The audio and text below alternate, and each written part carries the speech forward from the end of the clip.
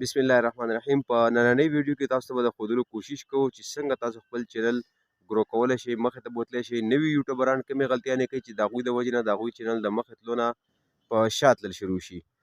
او که تاسو چېرته وګورئ نو نوي یوټیوبران چې کومې غلطیانې کوي، په هغې کې لومړنۍ غلطي دا ده چې کله دی ویډیو اپلوډ کړي نو دی اکثر د چا نه موبایل واخلي په کور کې یا یار دوست نه، او د هغې نه خپل چینل سبسکرایب کړي او ویډیو وګوري. نو بیا چې کله دی ویډیوګانې ورکوي هغه کس ته ویډیو نه ګوري، د هغې د وجې نه ستا سبسکرایبر زیات دي او تا ته ویور کم میلاویږي. که تاسو کا ریل سبسکرایبر هغه 50 وي او کم چې تا د خلکو نه کړي یا سب ټو سب سبسکرایبر چې سب فار سب د مختلف کم چې سافټویر دي د هغې نه تا اخیستي یا د پیسو باندې اخیستي، چې تاسو که خپل اوریجنل 50 سبسکرایبر یې بلې غاړه تاسو که 1000 سبسکرایبر یي، دا 50 غوره دي، دوی به ستا ویډیوګانې ګوري. او دا 100,000 دا چې دي دا تاسو که هسې دي دا ستا ویډیوګانو ته نه دي ناست، دا ستا د ویډیو د وجې تاسو که نه دي راغلي، دا په څه خبره تاسو که راغلي، یا تا د هغې چینل د هغه موبایل نه خپل چینل سبسکرایب کړی دی یا د پیسو اخیستي دي یا د یو سافټویر نه کړلي. نو کوشش دا کوئ چې دغه کار مه کوئ. دویمه خبره دا ده چې په کوم ټاپک باندې ویډیو ورکوئ، کوشش کوئ چې تاسو تمام ویډیوګانې په هغه یو ټاپک باندې راځي. او د هغې نه بله خبره دا ده چې کوشش دا کوئ چې تاسو ویډیو یو مخصوص ټایم د هغې باندې دا ختمیږي.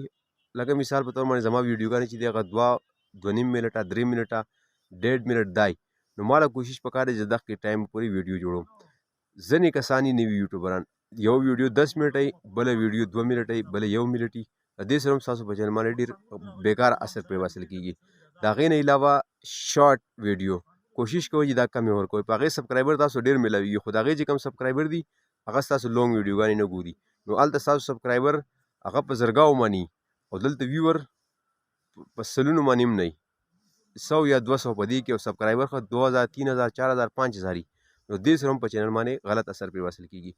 بل چې په کوم ټاپک باندې ویډیو جوړه کوئ نو هغه شان تمنیل جوړول، هغه شان ټایټل ورکول، او ورسره چې کوم دی کیورډ هغه ورکوئ کوم چې تاسو په ویډیو کې هغه استعمال کړي.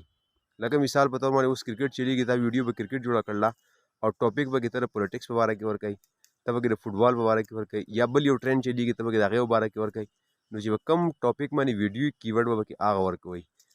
که ویډیو تاسو ته خوښه لګېدلي نو دا ویډیو ضرور لایک کړئ، سبسکرایب کړئ، شیر یې کړئ. والسلام.